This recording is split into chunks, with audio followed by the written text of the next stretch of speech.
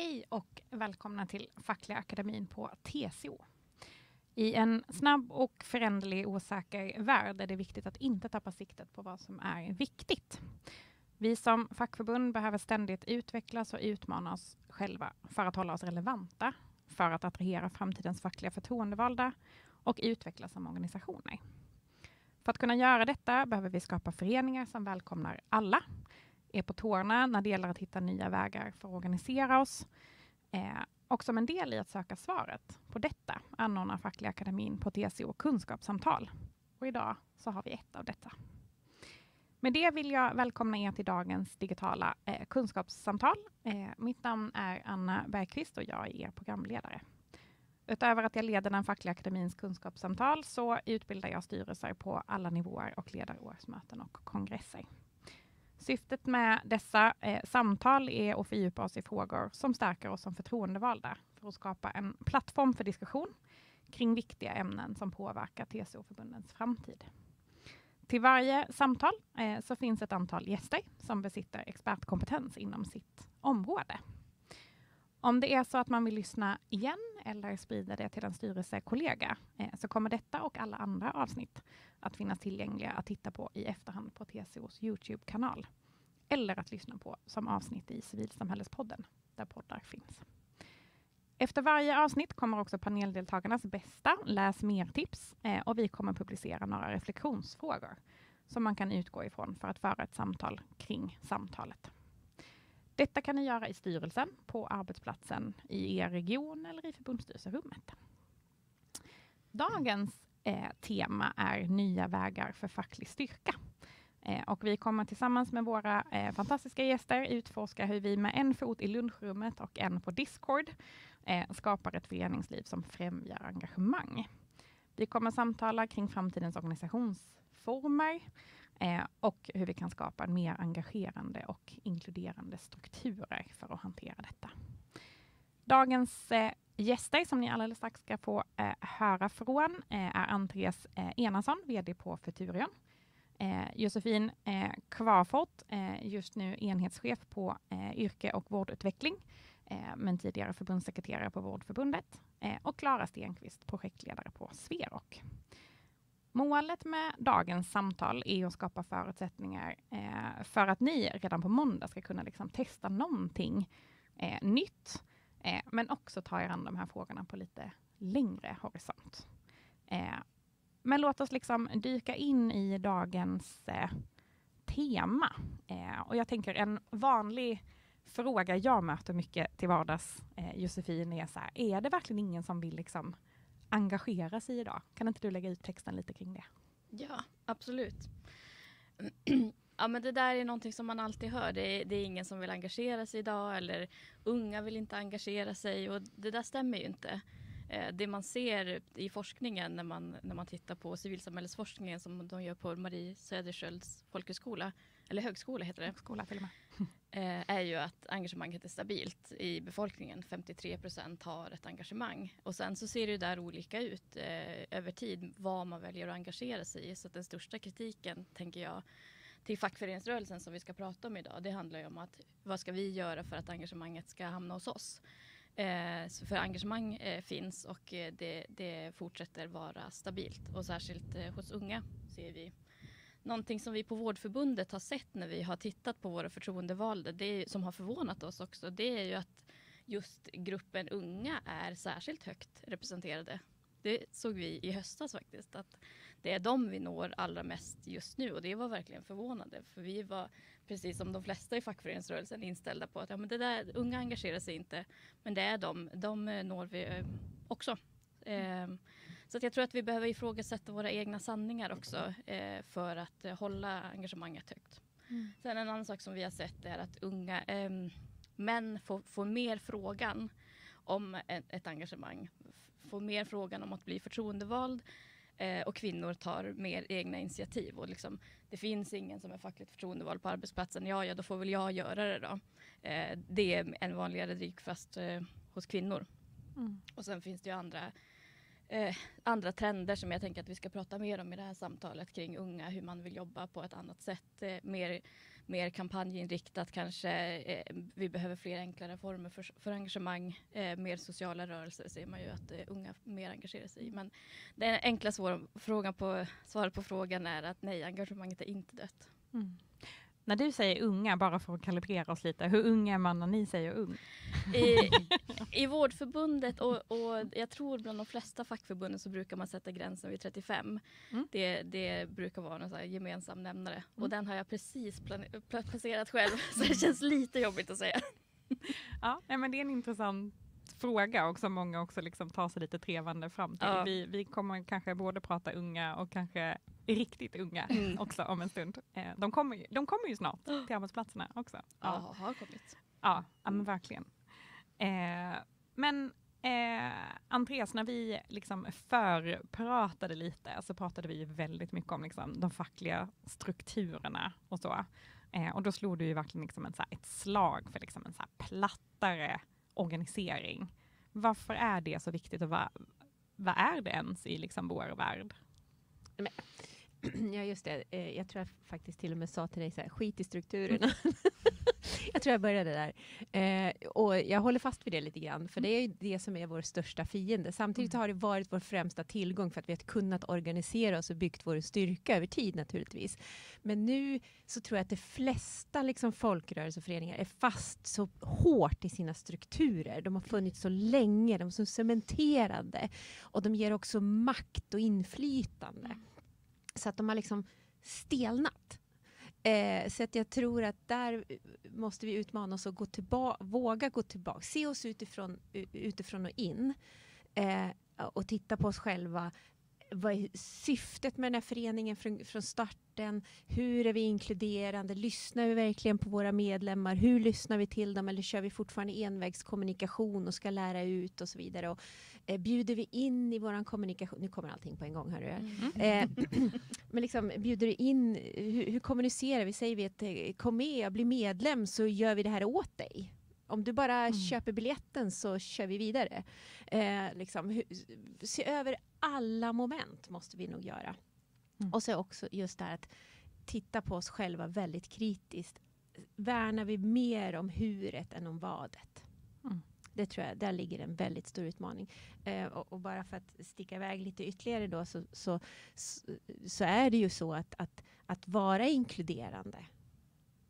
Då är det en förutsättning för att kunna klara av det. Det är att distribuera makt.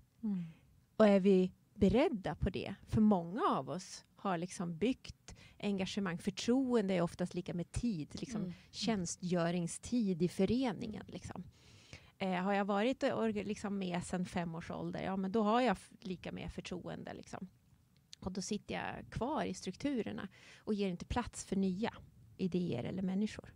Så att våga flytta på sig och dela med sig av makten. Det är ju hela samhällets stora 10 000 kronors fråga. Hur gör vi det? Och fint också att du lyfter in det perspektivet, för just makt är en sån sak vi har kommit in i på de här kunskapssamtalen förut och pratat om mycket. Liksom. Och just makt kan ju vara ett svårt begrepp att ta sig an, för att jag tänker att det finns något lite fult i det ordet. Att liksom, om jag sitter kvar, att det är laddat. Liksom. Ja, jo. Och det behöver inte vara, det är tråkigt att det ska vara så, men det var mer så att vi måste också, ja men just den här utifrån, den här introspektionen som man måste göra som förening, så att titta på oss själva, alltså hur, för det är ju ändå det handlar om, men jag förstår att byt ordet då, inflytande då, liksom, tid, jag vet inte, kalla det någonting annat, för om det är så att det är sprängstoff och blockerar nytänkande, så ska vi inte använda det ordet naturligtvis just där och då kanske. Ja. Eller vara medveten om att man faktiskt har man mycket inflytande, då har man också mycket makt. Även om man inte gillar det begreppet i samband med sig själv, så nej, är det ändå det man har. Liksom, så. Nej, men så är det ju. Och jag tror inte jag tror det är precis som du säger, jag tror inte det är liksom någon slags medveten strategi eller så, för jag menar, allting är ju engagemang, man är ju fortfarande engagerad liksom, man vill ju liksom, och man tar på sig, så att det är ansvar och det är uthållighet, och man har så många bra grejer som ligger i det där också, det ska vi inte glömma, så det är inte så här att peka finger eller att det är fult, utan det är ju något fint som man är över, men man måste bara dela med sig. verkligen. Men Klara, ni har ju skrivit på Sverok skrivit en rapport om ungt digitalt ledarskap. Kan inte du berätta lite om den rapporten och vad den har liksom gett för aha-upplevelser? Nej, men så vi på Sverok hade väl sett att unga, apropå liksom engagemang, organiserar sig online för att kunna spela med sina kompisar. Så man bildar alltså det vi ser som föreningar, men de själva liksom kallar det kanske inte det eller har liksom kanske inte den ambitionen. Men de fungerar på många sätt som informella föreningar helt enkelt. Och de bildar de här communitiesarna online för att kunna spela mer tillsammans. Och det börjar kanske som en mötesplats. Nu på torsdagar spelar vi. Och sen så växer de här Discord-communitiesarna och blir liksom fritidsgårdar digitalt och liksom då föreningar.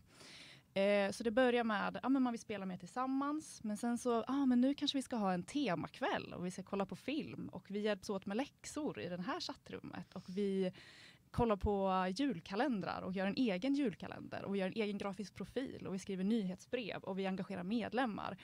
Och nu har det här blivit jättestort. Så det räcker ju inte att jag och typ min kompis gör det här. Så då börjar man rekrytera folk som hjälps åt. Och blir liksom en ledarskapsgrupp.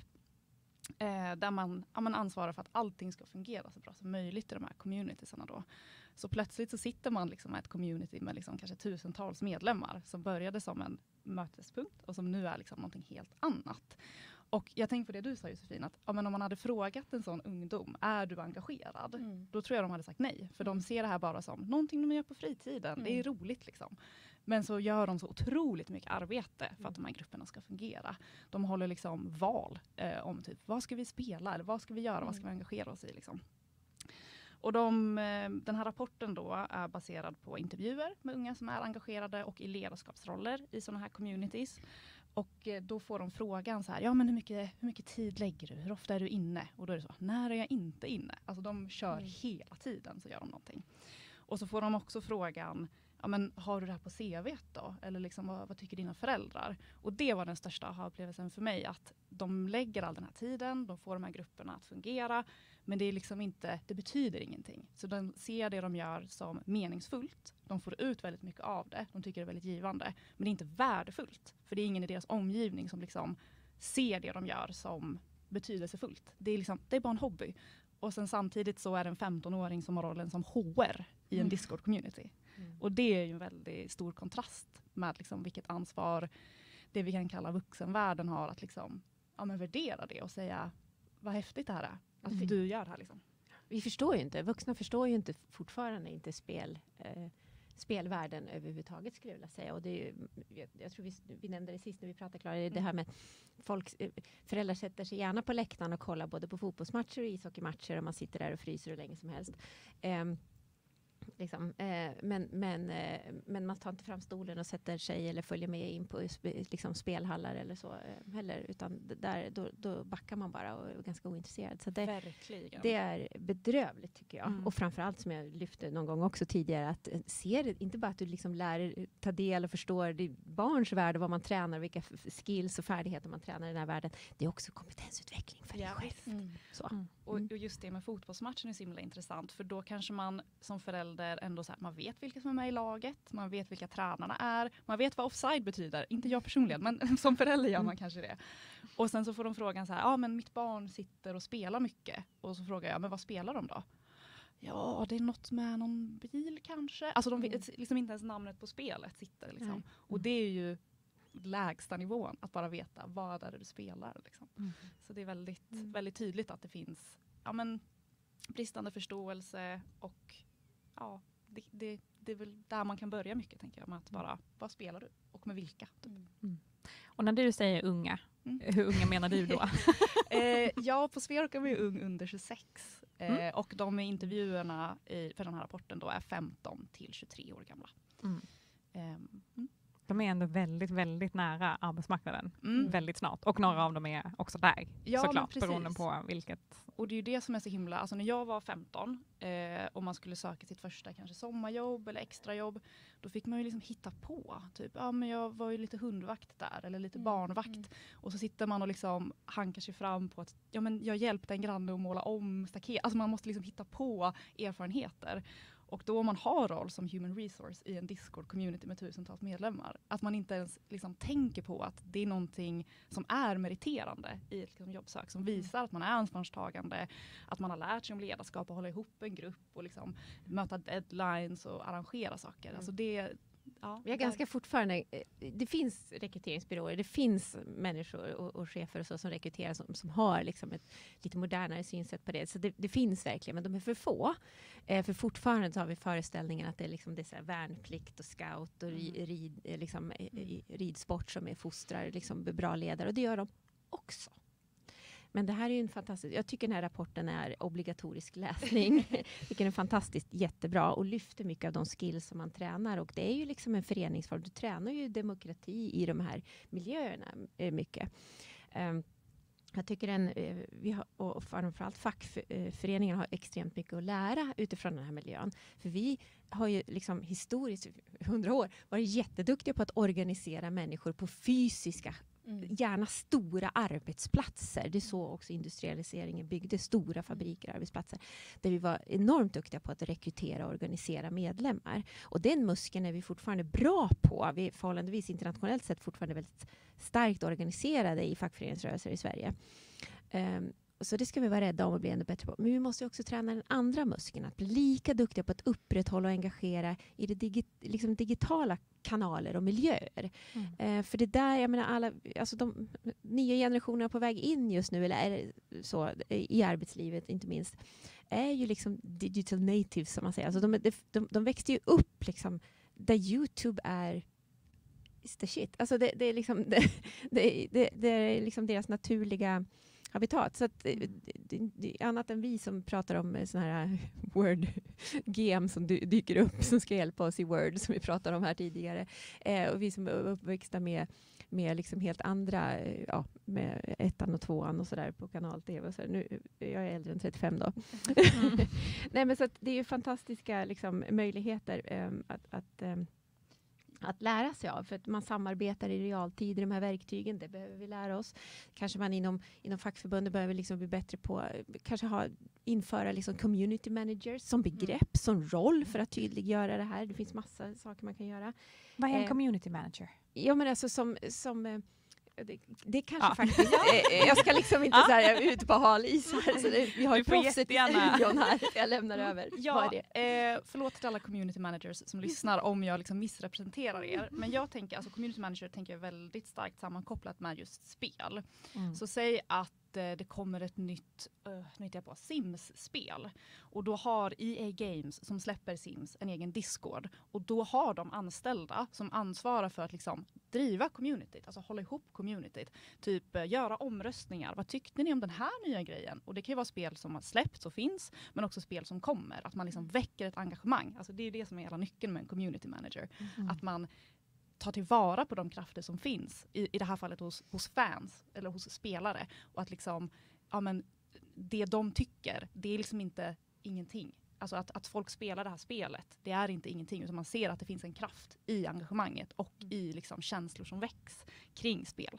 Så community managers kan ju göra jättemycket olika saker, men det handlar ju generellt, alltså röda tråden är väl liksom att hålla ihop communityt och liksom vara närvarande. Lite en fot hos fansen eller spelarna och en fot i liksom företaget eller spelbolaget. Kan man säga. Det är den muskeln är ute efter att vi måste träna. För här finns det mycket att lära när det gäller just att bygga starka digitala gemenskaper som vi har mycket att lära av. Men också andra saker som, jag skrev några saker här, liksom, det är ju en jättebra plantskola, för ledarskola.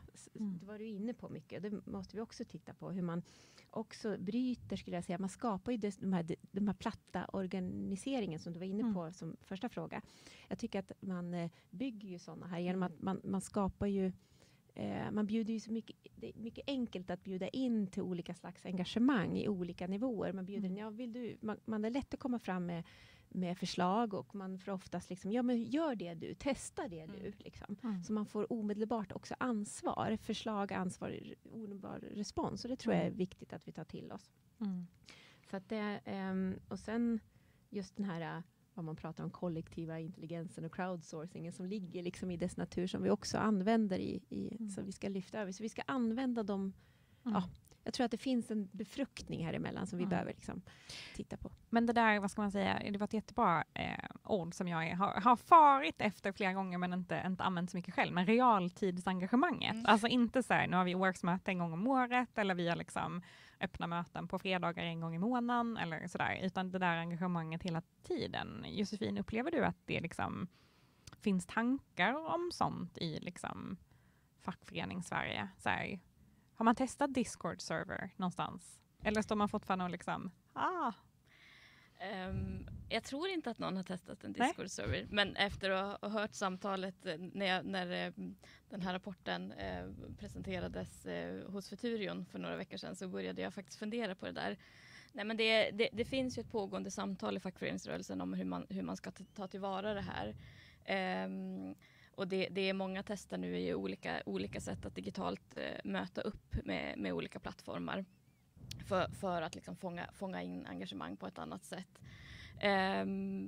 Så det kanske inte riktigt är svar på frågan, men en sak som jag tänker att jag vill kommentera på, det är det där som du sa, att det här kring att sluta fokusera så mycket på huret och mer på vadet. För det tänker jag är en väldigt viktig sak som fackföreningsrörelsen måste lära sig mycket mer. Och jag tänkte specifikt på just, vi pratar här om liksom förtroendevalda på arbetsplatserna. Vad ska man göra? Vad ska man ta till sig av det här samtalet? Och jag tror att en konkret sak att ta till sig, det är någonting som vi gör mycket som fackföreningsrörelse, det är att ställa frågan om så här, vill du bli medlem? Vill du bli förtroendevald?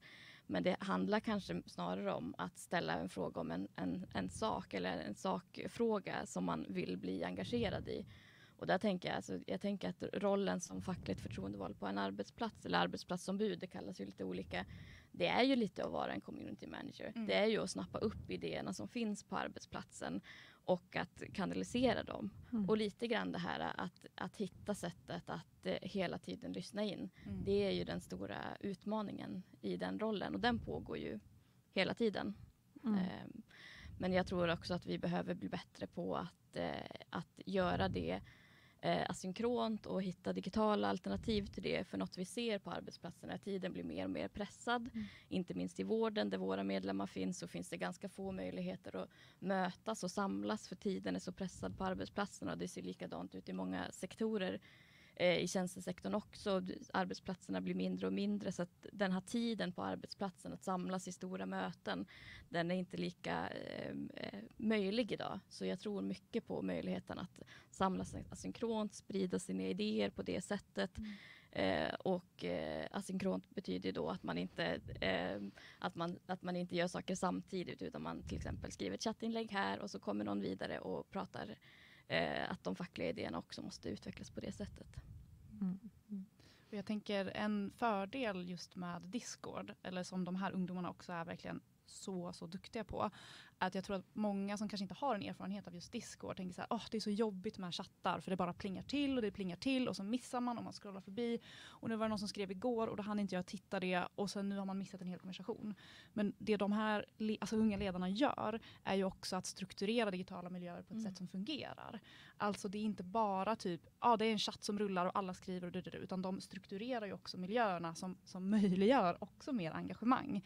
Så det finns liksom, de som inte känner till Discord, man kan strukturera olika rubriker eller rum kan man kalla det. Och då kan man liksom gå in i läxhjälpstråden och prata matte. Samtidigt som man skickar en rolig kattbild och typ ett recept på någonting man lagade i helgen. Alltså att man liksom, man är och petar i många liksom saker samtidigt och utan att det känns överväldigande. För att man liksom har digitala lösningar också för att det ska fungera. Så det är både det här liksom ledarskapet och ta tillvara på engagemang, men också att liksom strukturera det på ett sätt som gör att det fungerar och att det inte är liksom en chatt som alltid rullar och plingar och så missar man, utan de gör också så mycket jobb med det liksom digitala och liksom, strukturer igen då, apropå, så att det ska fungera, att det är asynkront. Liksom. Men om vi skulle ha liksom börjat om idag. Alltså om vi då hade liksom gått på Andres liksom skit i strukturerna. Om vi hade gjort det på riktigt, liksom, bara så här strökigt stadgarna. Hur tror ni att en liksom fackklubb skulle se ut? Liksom? Vad skulle vara den viktigaste verksamheten om man ens kan liksom fundera. Det kanske är lättare att säga till Klara än ni andra två som har mycket mer liksom, strukturer med er in. Men liksom vad skulle en fackklubb behöva vara för att den generationen som du känner bäst ska liksom känna att man får plats? Ja, men alltså jag tänker vi pratade om det lite inför det samtalet. Och jag tror mycket handlar om att liksom, vad vill vi göra? Igen då, liksom vadet. Vad är våra mål? Alltså varför vill vi göra det här? Och att engagera unga, om det är det liksom som är målet. Varför vill vi göra det? Alltså är det frågor som är relevanta för unga som kommer in första gången på arbetsmarknaden till exempel. Och sen, alltså mycket som de här ledarna gör är ju också typ, ja men jag skulle vilja att vi gör det här i våran server. Ja men starta upp det, kör, testa. Alltså att det är inte så himla hög fallhöjd kanske i en Discord-server. Men tänket att liksom, men du får nycklarna, kör. Testa. Funkar det inte så testar vi något nytt. Och jag tror mycket i liksom civilsamhället generellt att det finns en sån lång historia av att men vi testade det här en gång för 20 år sedan och personen som var med och kanske gjorde det här eller personerna kan liksom vittna om att men det gick inte, det funkar inte. Men vi kanske kan testa igen. Alltså kan vi göra på ett nytt sätt? Har vi andra förutsättningar eller andra utmaningar som vi liksom kan möta genom att liksom testa igen? För det tror jag också mycket de här ungdomarna faktiskt liksom redan gör. Att så här, ja men vi kör, vi testar liksom. Så det tror jag är en viktig del, liksom, att vara engagemang, att inte säga nej. För att det gick inte en gång för 20 år sedan. Liksom. Jag måste lägga till att något som jag tror att du betonar här, det är just den här liksom insamlingen och liksom lyssna in medlemmarna. Något jag tror att vi gör väldigt mycket på arbetsplatserna, det är att fokusera mycket på mötet med arbetsgivaren och inte lika mycket på mötet med medlemmarna. Så jag tror att vi skulle ändra den. Om vi hade byggt upp det från början idag så skulle vi ha fokuserat mycket mer på medlemskommunikationen och den delen. Och just om man tittar på de fackliga strukturerna så handlar det väldigt mycket om att det är ganska så här traditionella föreningsstrukturer där man har byggt upp en hierarki. För det handlar om att en fråga ska behandlas i rätt forum och att man ska fatta beslut och så vidare. Att det ska bli korrekt för att man ska kunna representera medlemmarna.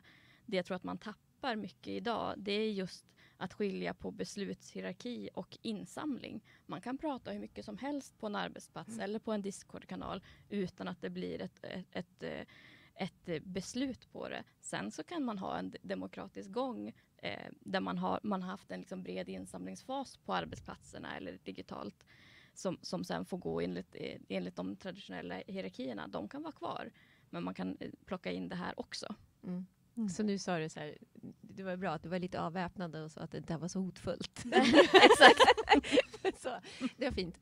Men jag vill bara hänga på där du säger det. Liksom, vi har byggt hierarkiska organisationer. Och det har vi ju gjort i flera hundra år. Liksom i titta på liksom, återigen då, fabriken och industrialiseringen som jag var inne på tidigare. Vi har haft hierarkiska organisationer. Det var så vi tog oss an. Det var löpande band och det var liksom en chef högst upp och så vidare. Så stod vi i löpande band och så vidare. Så att det är så vi byggt, det är så vi fungerade mycket, liksom, våra organiseringen av arbetet utifrån industrialiseringstanken då. Nu är vi inne i digitaliseringen och vad vi ser som en långsam trend just nu, det är ju att alla organisationer blir plattare. Och det behöver de ju bli, så att vi går ju liksom från industrialiseringens pyramid till liksom digitaliseringens plattform. Där det mer handlar, det är trubbigare pyramider i alla fall. Och det behövs ju för att det går helt enkelt fortare och snabbare. Och du måste snabbare till beslut. Du kan inte liksom det måste gå mycket fortare idag allting. Från beslut till handling. Annars är du efter. Så din produkt är liksom utdaterad. Så du måste ha mycket kortare decimeter. Beslutsvägarna måste vara mycket kortare. Och då trycks organisationer ihop och mycket av beslutsmandaten trycks ner ut i organisationen i oftast ganska specialiserade arbetsgrupper som man till och med, liksom man går ju från linje dessutom till kluster- och projektorienterade organisationer idag. Och det ställer ju också ytterligare krav på ett ledarskap som går från det här liksom hierarkiska ledarskapet som är liksom grundat i någon slags kontroll och uppföljning av order. Liksom. Medan vi går mot ett modernt ledarskap som handlar om att bygga förtroende, tillitsbaserat ledarskap som handlar om att skapa de bästa möjliga förutsättningarna till teamen, till projektgrupperna eller klustren. Så att du får, alltså hela arbetets organisering där ute går mot det här. Då kan inte liksom fackföreningar som ska liksom jacka i se ut på något annat sätt heller. Så att det handlar ju också om att hela tiden lyssna mot sin omvärld, att vara örat mot omvärlden och se hur förändras vi, hur måste vi också förändras. För fackföreningar är ju precis som du skriver fortfarande kvar i en väldigt hierarkisk organisering av sitt arbete. Och vi ska fortfarande naturligtvis grundas i demokratiska grundprinciper. Det är inte, och demokratin ska vara långsam för att få inte gå fel och så vidare. Men alltså vi måste ju kunna vara både demokratiska och snabba. Ja. Kom igen. Liksom. Där tror jag en utmaning ligger. Verkligen. Jag tänker att du och jag, Klara, pratade ju jättemycket om det. Liksom de ungas förväntningar på liksom ledarskap. Men också hur de unga leder. Och när du berättar det du berättade nyss, Andreas, så tänker jag att det jackar så väl i hur de leder. Kan inte du liksom lägga ut texten lite kring hur de ser på ledarskap som verkligen. vi har pratat med? Ja, och det var ju verkligen också ändå lite så här aha-upplevelse. För man kan ju tänka att det är väldigt lätt att jag startar en Discord-grupp för att jag vill spela det här spelet till exempel. Och så växer det och jag får mer och mer makt och blir mer och mer på toppen och alla andra bara gör det jag säger till dem. Men så är det verkligen inte, utan det är liksom tvärtom. Att man är väldigt tacksam att dela med sig av liksom ansvar och makt. Och det är ett citat som jag gärna berättar om i sammanhang med den här rapporten som är typ att men man blir inte en moderator i en Discord-server för att få makt över andra, utan man blir en moderator i en Discord-server för att hjälpa till. Alltså för att hjälpa gruppen att växa. Så att många i de här intervjuerna beskriver sig själva som liksom demokratiska ledare. Om de ens vill använda ledarskapsbegreppet. Det är mer att man är en förebild eller att man visar vägen. Man föregår med gott exempel. Alltså det är mer sådana ord de använder sig av. Och många liksom aktivt strävar efter, som du var inne på, alltså en platt organisation. Att det ska gå fort, som du är också inne på. Och att alla ska kunna tycka till. Sen kanske man inte kan göra allt. Men just det här strävan efter att det ska vara platt. Alla ska kunna påverka. Och ledarskapsrollen, det handlar inte om mig. Det handlar ju om gruppen. Alltså det är ett verktyg för att vi ska kunna fortsätta umgås och fortsätta spela och fortsätta ha en egen julkalender där vi öppnar en lucka varje dag och då finns ett quiz om våran server bakom lucka 1 liksom. Så att ledarskapet är ju liksom verkligen ett verktyg för dem och inte att man får makt eller status, utan man är liksom en medlem och någon som liksom agerar och får saker att hända mer än om man är en herre på täppan. Liksom.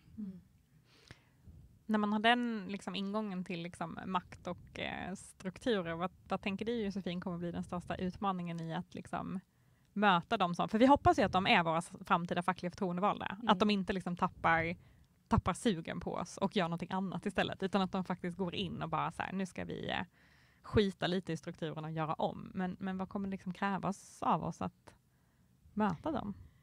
Ja, men det krävs ju att fackförbunden jobbar mycket med självrannsakan, tänker jag. Och vilka strukturer som vi har byggt upp och vilka saker som vi manifesterar i det vi gör. När vi gjorde en undersökning i Vårdförbundet bland medlemmar och potentiella medlemmar, där vi inte berättade vilka det var som undersökte. Vi gör ju såklart undersökningar där vi berättar vad vill du ha av ditt medlemskap, och då kommer trygghet och lön alltid högst upp. Men när man inte frågar som ett fackförbund, utan med vilka drivkrafter har du i arbetslivet, då kommer saker som att man vill ha inspiration av det som man inte vet vad är ett fackförbund, men av en sån organisation, och man vill ha identifikation. Så att det finns en ganska stort gap mellan det vi tänker att vi vill ge och vad medlemmarna faktiskt vill ha. Eller de som skulle kunna vara medlemmar. Så det handlar mycket om det, att självrannsaka oss i vad det faktiskt vi vill ge. Men om man tittar just intressant. på... Ja, väldigt intressant. Det blir ju ett väldigt stort ifrågasättande. Och jag tänker just i rollen som förtroendevald på arbetsplatserna, hur det kommer utmanas, för den rollen blir ju också väldigt utmanad då. Det jag tänker, Klara, när du beskriver, det ordet jag får upp i mitt huvud när du beskriver det här ledarskapet som i er rapport som kommer fram där, det är att facilitera. Det handlar ju väldigt mycket om att liksom facilitera och leda rätt och inte det som jag upplever, om man ska lite grann ge en nidbild av ett fackligt ledarskap, så handlar ju det väldigt mycket om att vara den som vet allting och som står där tryggt och kan stå upp mot arbetsgivaren.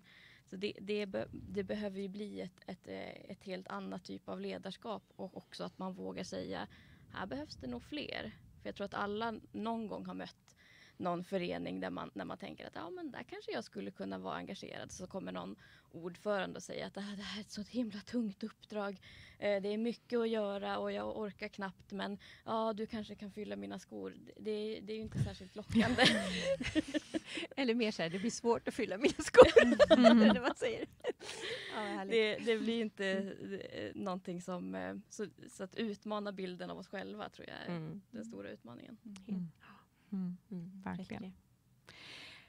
Men jag tänker att i det här arbetet så finns ju liksom för att hitta liksom framtidens förtroendevalda så finns ju valberedningen som en sån spelare liksom, i det här komplexa världen vi lever i. Vad tänker ni kring liksom? Jag vet ju, eftersom du och jag har skrivit en bok ihop, Josefin, att vi har pratat otroligt mycket valberedningsfrågor.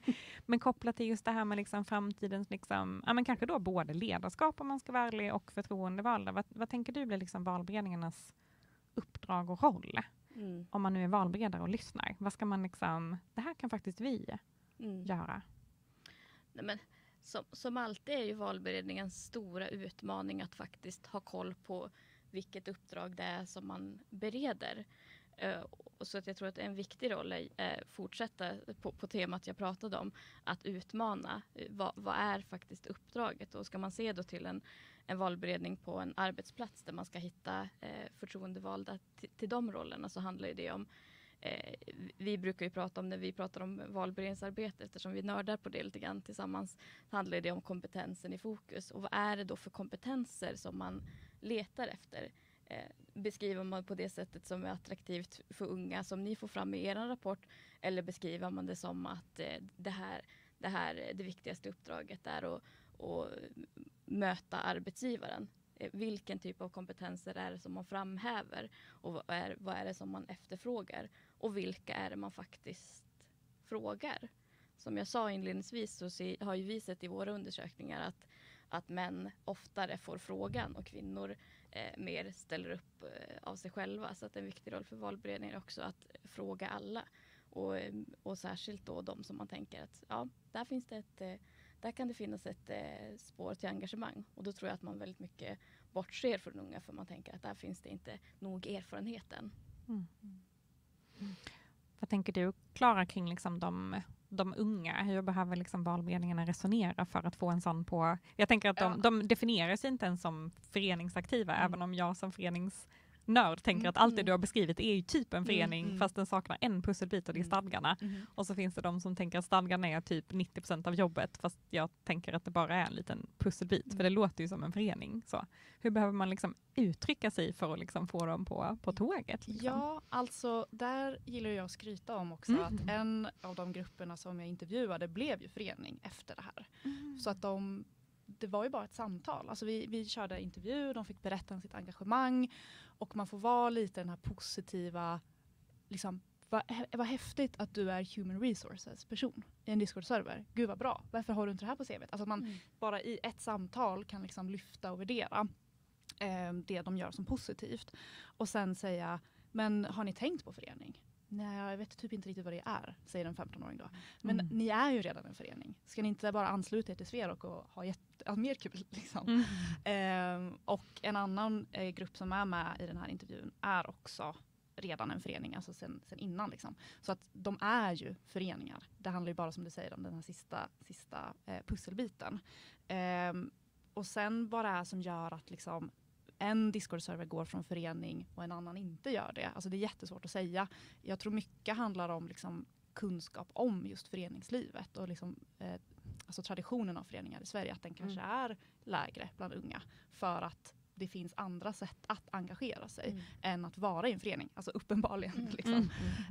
Så jag tror mycket handlar om att så här, men varför ska vi ha en förening då? Om vi redan gör det här. Det låter ju som att det är mer extra steg för inte så annan stor skillnad.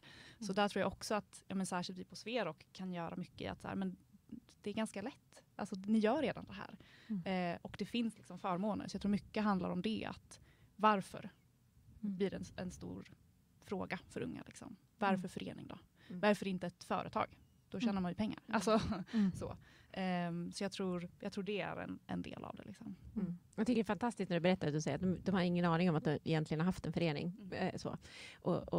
Och så det är kanske lite osexiga ord då, liksom, i stadgar. Och liksom, alltså det är ett ganska... Ja, orden och begreppen vi har ju några år på nacken. Liksom. Så översätter man det i den här världen så handlar det om, nu ska inte jag slänga med de begreppen, men det är så här mod. Det är helt andra begrepp. Liksom, och HR-resource. Men det är jätteroligt. Jag kan ju samtidigt bli så här, är det amerikansk liksom, management begreppsvärld som tar sig an, som de liksom, lägger in i den här föreningsvärlden. Det är jättespännande. Eller dumt, jag vet inte. Båda kanske. Ja, båda kanske på sätt och vis. Men då får ju vi tänka så här, nu måste vi bli bättre och tydligare i så fall. Och ompröva också våra begrepp. Liksom, finns det mer förklarande, inbjudande, inkluderande begrepp som betyder samma sak och så vidare. Det kan man ju fråga sig. Men så det är en grej. Den andra grejen jag tänker på, det är ju det här med man vet inte om att man är en förening, och vet man, jag kan ju bli så här, i skolan idag, så framförallt på gymnasienivå, så får man ju också lära sig att driva företag. Jag vet inte om ni har hört om så här UF-företag. Jättebra, säkert liksom lovande. Liksom man får lära sig att vara entreprenör och liksom lägga marknadsplan och hur man ska liksom driva det. Jag är inte riktigt säker på, eller jag är ganska säker på, att man inte får träna på att starta en förening. Men skolan har ett demokratiskt uppdrag. Man pratar liksom kanske mer om att värna demokratin i stora drag. Nu kanske några skolor ringer mig och upprörda och säger att det har vi visst det. Vi har elevråd och så. Jag själv var liksom med i det. Jag tror inte ens det var återigen då så populärt på den tiden heller. Nej, men så det är en gammal struktur som man nästan så här, jag hoppas att den kan få en revival så, för det är det enda sättet där vi liksom utövar någon slags föreningsverksamhet liksom, i skolvärlden. Men vi får alltså inte lära oss, tror jag, ganska säker på hur man driver en förening i samma omfång som man driver ett företag. Och det är något ansvar vi också måste ta oss över. För det är så vi förändrar. Det är tillsammans vi går ihop. Om det så handlar om att starta en fackförening eller faktiskt ett parti för att förändra vårt samhälle. Då är det för 17 gubbar det vi ska lära oss.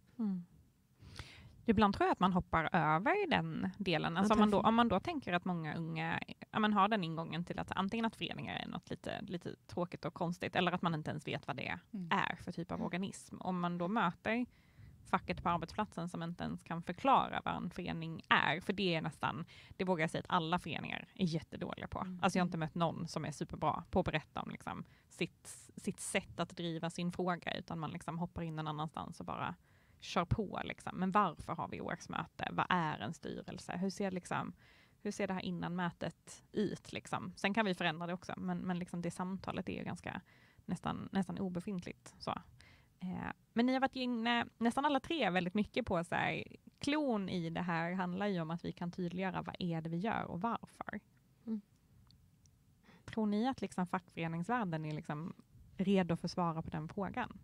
Om man skulle ställa frågan så här, varför finns ni? Kan man ens svara? Vad tror du, Andreas? Jo, men det tror jag. Jag tror det. Jag är så här optimistisk. Jag vet, det finns otroligt många fantastiska, engagerande människor. Jag tror bara att vi fastnar och stelnar också som människor i de här strukturerna och slocknar. Så att jag vet, det finns liksom en standby-aktivism. Det finns massa glöd. Det finns människor, våra förtroendevalda, som är där ute på arbetsplatserna och kämpar varje dag. Så att jag är helt säker på att det finns. Vad tänker du, Josefin? Ja, men jag tror också det, men jag tror också att man kanske inte alltid ska börja i att så här, ändamålsparagrafen och varför finns vi, och kanske till och med förklara värdet av ett kollektivavtal som vi gärna vill göra. För det är ganska långdragna konversationer som blir till då. Jag tror mer på att hitta just en fråga för dagen och beskriva hur man kan driva den i den här formen. Jag tänker att jag tror att en viktig sak som vi behöver bli bättre på, som vissa förbund är jättebra på, det handlar om att alltid ha organisering som en levande fråga. Att inte göra saker, alltså till exempel inte släppa en rapport eller inte vara ute i media utan att samtidigt också göra någonting kring den saken på arbetsplatserna. Så släpper man en rapport så har man också ett material på arbetsplatserna eller digitalt som man kan gå in och läsa och kommentera och tänka tillsammans kring för att fortsätta hela tiden organiseringstanken kring det där. Så att det inte, för jag tror att det vi ser i våra undersökningar, det är ju alltid att vi uppfattas som ganska hierarkiska. Och så har det varit på alla fackförbund där jag har jobbat. Det är liksom en sån fråga man upplever som ganska långt bort, nästan en myndighet, och utmaningen blir då att hitta närmare medlemmen, och det tror jag man gör genom att koppla sakfrågorna som man driver just för tillfället tillbaka nära medlemmen, så att man inte ska börja i hela svenska modellen och så varje gång, utan en fråga som är väldigt nära. Och för våra medlemmar just nu så är det angiverilagen som ligger nära många. Den behöver vara någonting som vi vet redan diskuteras på arbetsplatsen, men då ska vi knyta det till ett engagemang hos oss. Det tror jag. Närmare liksom. Jag tänker det finns vid det här laget lite klassiska frågan MeToo som man missade helt. Som var väldigt nära. Den låg ju på huden liksom, eller innanför. Liksom.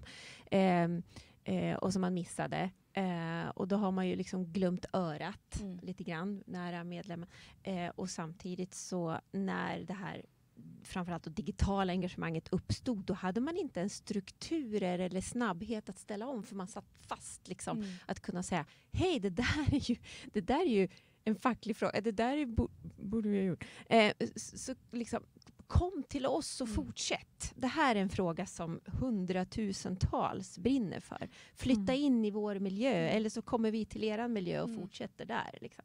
Vi kunde inte ens jacka i på något sätt. Och det visar ju, liksom, det är ju ett ganska klassiskt exempel i det här laget som vi måste lära mer av, tycker jag. Och rannsaka oss själva igen.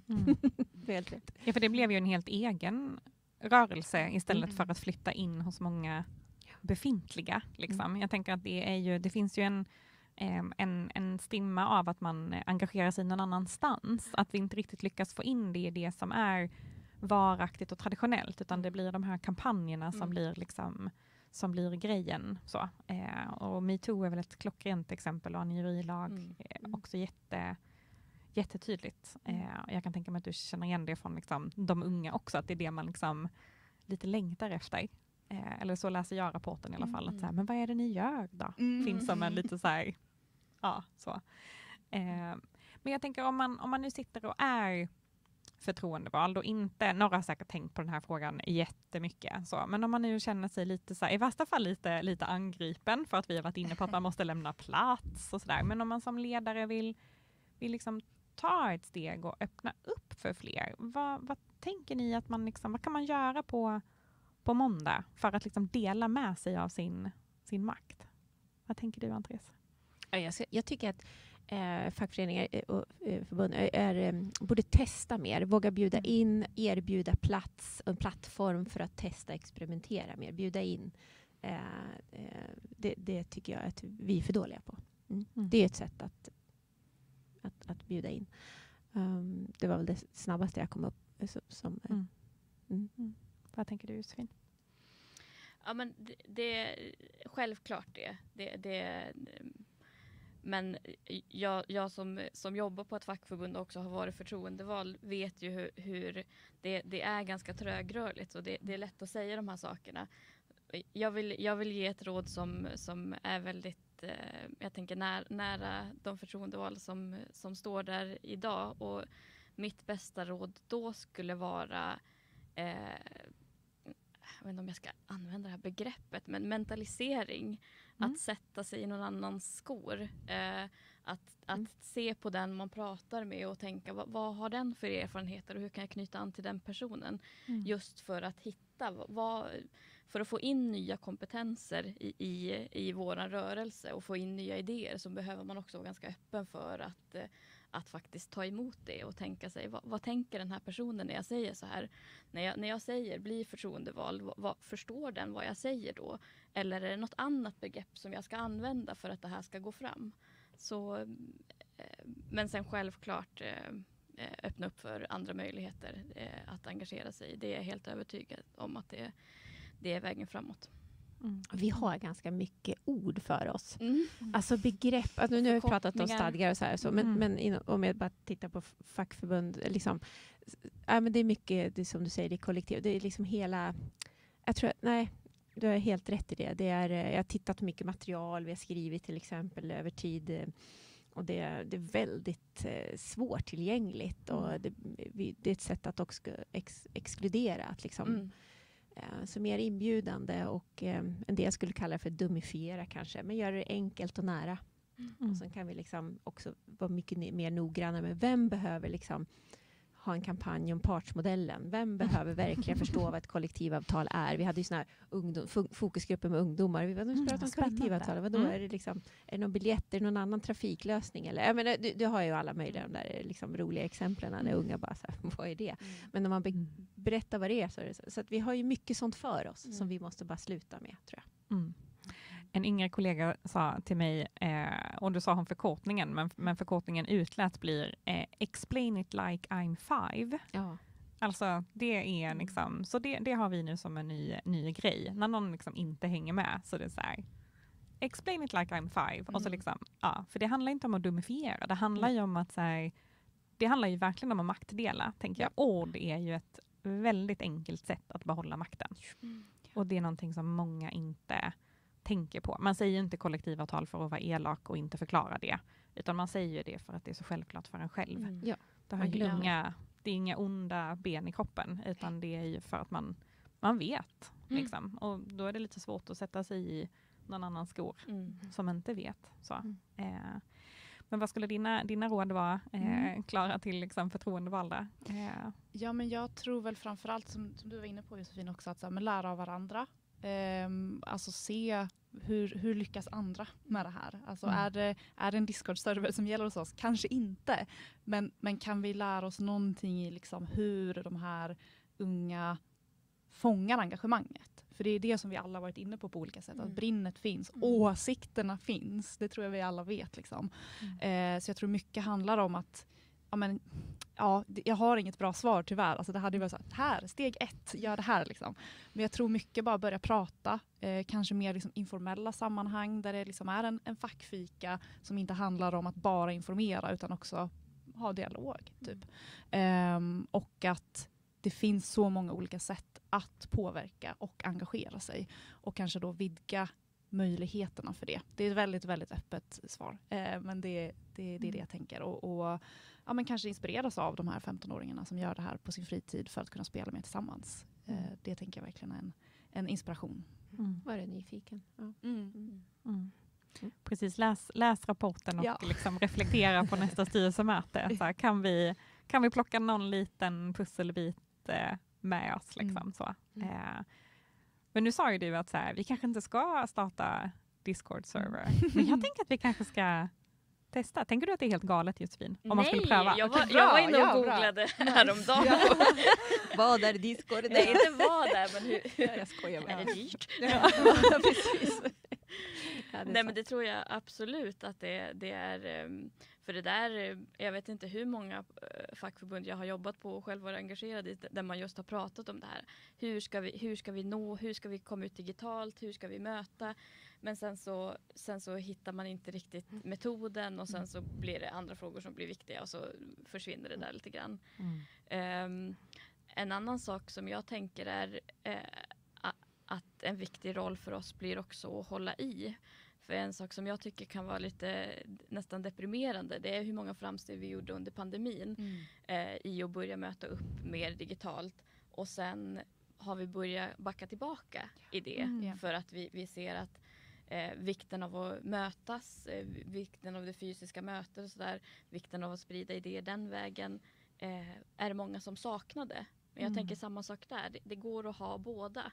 Så vi behöver liksom inte plocka bort som ganska många gör i stor utsträckning nu. Backar tillbaka bandet. Många började använda Votit och andra digitala röstningsverktyg. Och sen så har man gått tillbaka till det traditionella årsmötet för att det är bekvämt för dem som är de som fattar besluten att göra det. Och pandemin är verkligen så bra exempel med de här ungdomarna. För att nu är det ju ett tag sedan, men jag tror vi alla minns, men vad var Zoom? Alltså, det kändes liksom inte som att det var på riktigt. Man var instängd hemma och typ träffades kanske på något spel, kanske digitalt och mycket stela möten. Och nej, du måste muta dig själv. Alltså ni vet den här frustrationen man hade. Och de som klarade den biten bäst var ju de här unga. För de hade redan sina vänskapsgrupper online. De hade redan läxhjälp online. De hade redan liksom strukturen för att umgås digitalt. Så att det var liksom inte lika stor omställning för dem. För att de redan hade alltså, socialt utbyte online i de här Discord-communitiesarna. Och att de liksom var förberedda på ett sätt som resten av samhället kanske inte var i just den aspekten. Att vad gör vi när vi inte kan hälsa på farmor? Liksom? Ringa, ja. Men de hade redan det med sina grupper helt enkelt. Jag vet inte om man har tittat på det, men jag tror att de gjorde en sjukt stor insats för folkhälsan under den perioden. Som faktiskt liksom ringde, alltså tog kontakt med farmor, men också höll kontakt med varandra. För det var också många unga som under pandemin inte mådde så bra. Liksom. Men jag tror att det där var definitivt ett vaccin. Liksom. Och jag tänker att det du också nämnde och som är tydligt i rapporten är att vi vuxna inte riktigt tar det där på allvar. Jag tror att vi ganska många, inklusive mig själv, har sagt att så här, gud vad skönt, nu ska vi ses på riktigt. Som om det digitala var på låtsas. Liksom. Och som att det inte alls var något vi upplevde. Liksom. Men av det vi lärde oss under pandemin, vad av det skulle vi behöva liksom plocka tillbaka? Finns det liksom sådana goda exempel som borde ha stannat? Liksom? Nu nämnde du årsmöte som en liksom beståndsdel, men vad gjorde vi annars för liksom fräcka saker som vi borde ha behållit? Josefin? Eller fräcka, men då gjorde vi dem för att vi var tvungna, men de skulle kunna vara kvar. Ja, men den digitala utvecklingen gick ju väldigt snabbt då och mycket metodutveckling tänker jag hände, workshoppande digitalt och sånt som nästan, det har inte stannat av, men utvecklingen går inte alls lika snabbt nu. Årsmötena öppnades upp på ett helt annat sätt. Fler kunde delta. Men något jag tänkte på nu, jag vill komma tillbaka till det här med community manager faktiskt. För jag tänker att det är mycket av det där jag upplever att när man nu pratar om så här, vad skönt att ses igen eller på riktigt nu efter pandemin. Nu kan vi få till ett riktigt samtal. Jag tror nästan att det är för att det där saknades.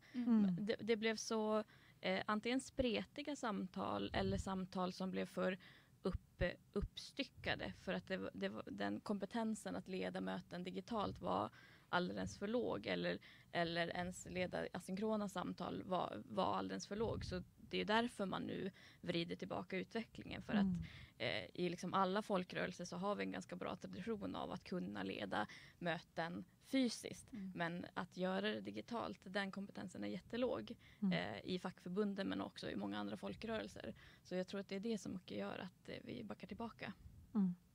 Det vi gjorde asynkront var dåligt helt enkelt. Det var det var det där eviga plingandet och samma tråd om olika saker. Och, vi skulle ha plockat in någon helt enkelt utifrån som hade hjälpt till. Liksom. Ja. Vad tänker du kring liksom, digitalisering, Andreas? Liksom? Vad borde vi liksom, ni har ju också tittat jättemycket på vad skulle vi kunna göra digitalt liksom, om man vill testa någonting? Ja, nu ligger jag här på bordet då, där vi spelar in en rapport som har några år på nacken, men som heter Digitala folkrörelser, som är sprängfylld med några verktyg om hur man faktiskt kan använda digitala verktyg i att bli en bättre och inlyssnande liksom, förening. Hur man stämmer av mycket snabbare, tar tempen liksom, på sina medlemmar. Vad är det som surrar just nu? Vad är det som känns viktigast just nu i den här gruppen av liksom, kategorierna medlemmar och så vidare. Så att man får mycket det här, för att komma tillbaka till det som du var inne på, att komma närmare medlemmen. Liksom. Så att, mitt tips blir lite så här, läs våra rapporter. Nej, men så här, för det finns, och nu har ju de några år på nacken, det finns säkert nyare och snabbare, och så här, men testa liksom. Så, våga, testa bara. Och jag tänker att man behöver inte alltid testa det som ligger allra mest liksom frontline. Utan jag tror gamla exemplen duger säkert. Jag tänkte precis när jag läste den innan det här så kände jag verkligen inte att så här, oj, det här har vi ju redan gjort. Utan jag tänkte oj, det här har ingen antingen läst liksom, eller så här, oj, ingen har vågat. Så de är jättebra, tänker jag. Men det börjar bli dags för oss att avsluta. Jag tror att vi hade kunnat prata om det här hela eftermiddagen. Men jag hoppas att ni har fått några liksom tankar med er, både stora och lite mindre. Kanske både någonting att liksom plocka upp redan imorgon. Men sen så kommer vi också dela med oss av de som har deltagit i samtalet, deras bästa tips. Och då kommer den där rapporten, så ni behöver inte leta så länge. Den kommer upp på Fackliga Akademins hemsida inom kort. Så tack ni som var med live och även ni som lyssnar i efterhand.